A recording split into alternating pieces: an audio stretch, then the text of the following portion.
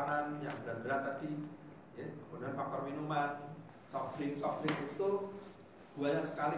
Gula itu manis, tapi kesadarannya asam.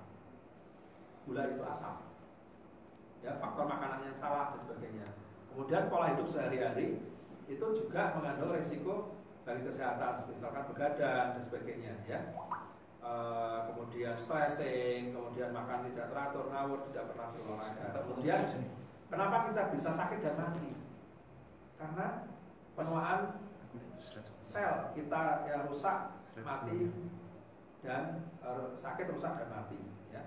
Mas, slide sebelumnya, Mas. Kenapa? Oh, yang slide sebelumnya.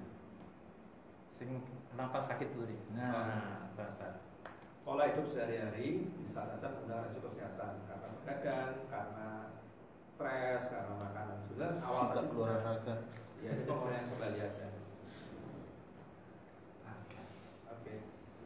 Kenapa kita bisa sakit dan mati? Karena sel kita mati. Kita mati itu karena kematian sel kemudian menjadi sel organnya mati, dan ini memicu penyakit degeneratif.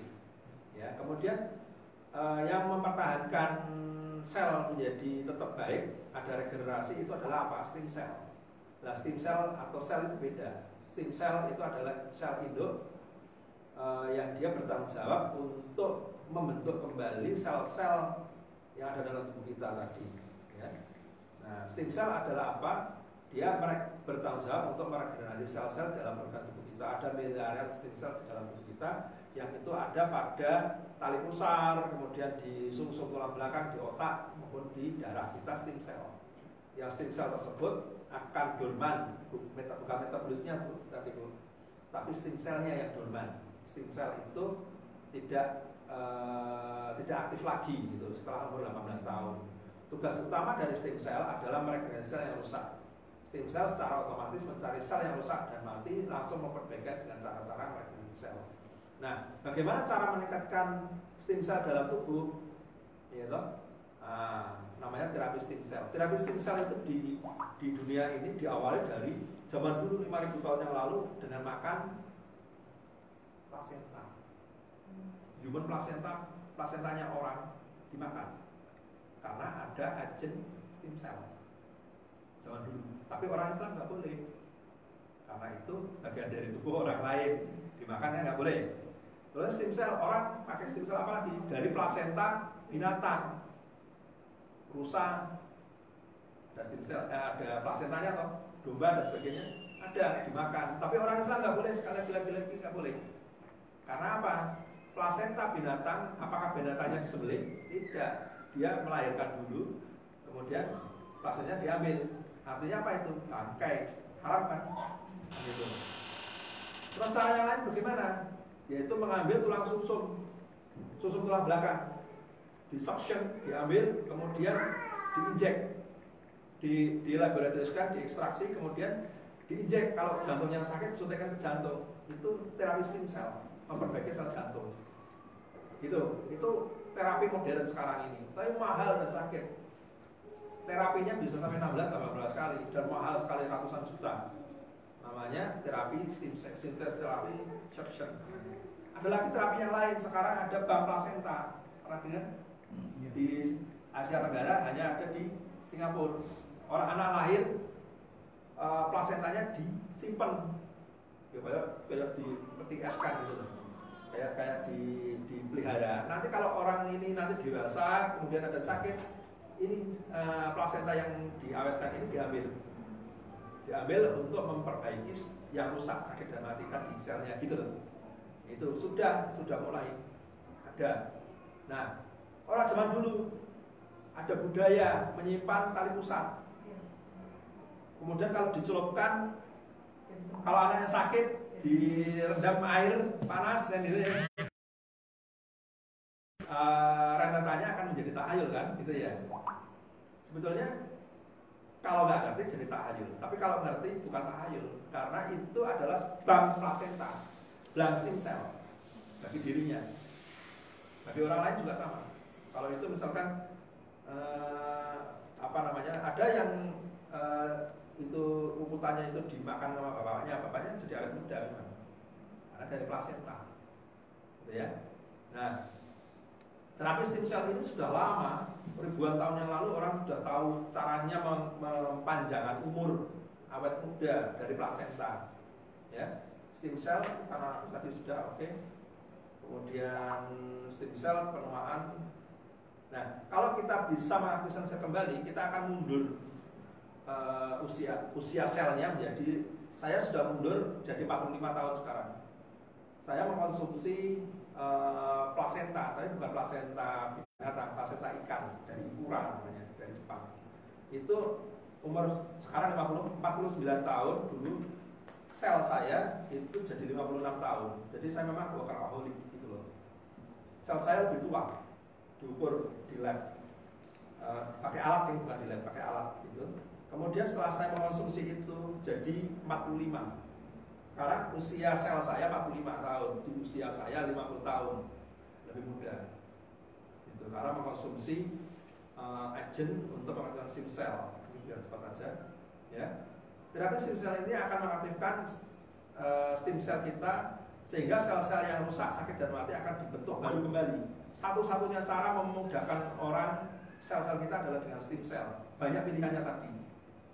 Ya, tadi dengan makan plasenta dan sebagainya kita boleh.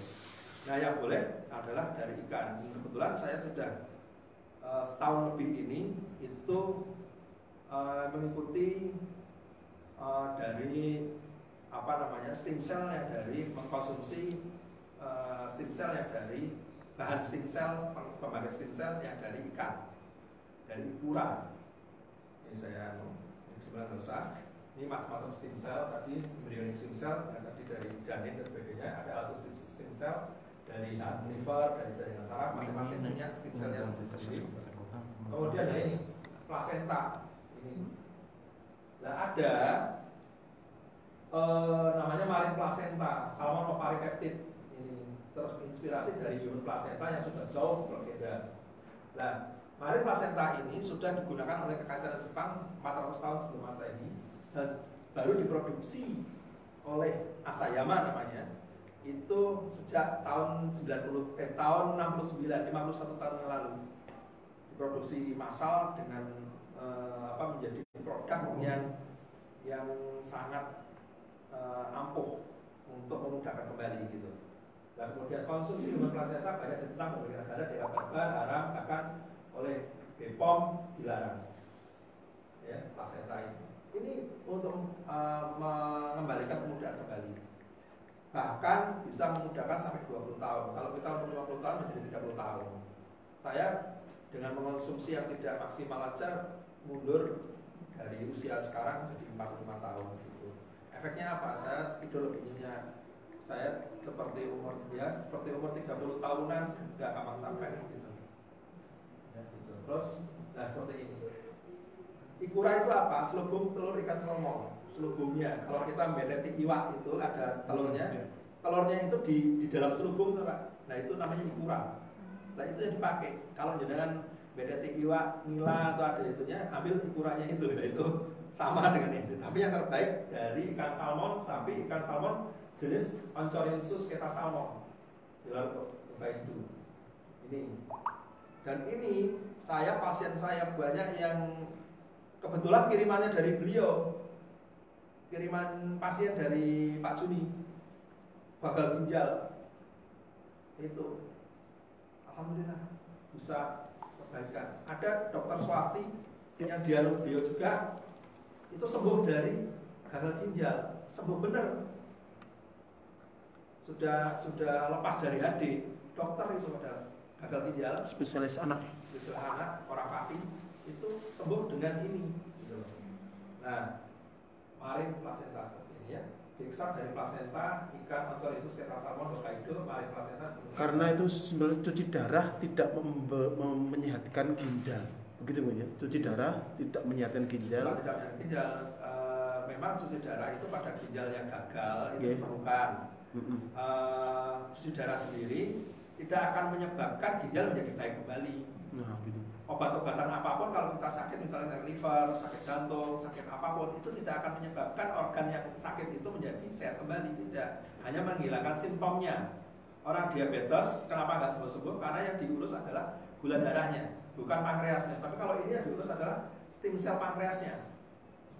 Sel pankreasnya diperbaiki lagi, maka orang diabetes bisa sembuh. Banyak yang sembuh dengan ini, gitu loh. Orang sehat saja, seperti saya sehat. Kenapa saya tidak stroke? Karena minum ini. Gitu. Ya karena takdir. Yang kedua, karena saya 175, bawahnya 120. Satu, orang sudah kolek kok itu. Benar apa? Ada ceritanya nggak? Gitu. Iya gitu, saya nggak apa-apa. Selama 1 bulan saya kondisi seperti itu nggak masalah, nggak pusing.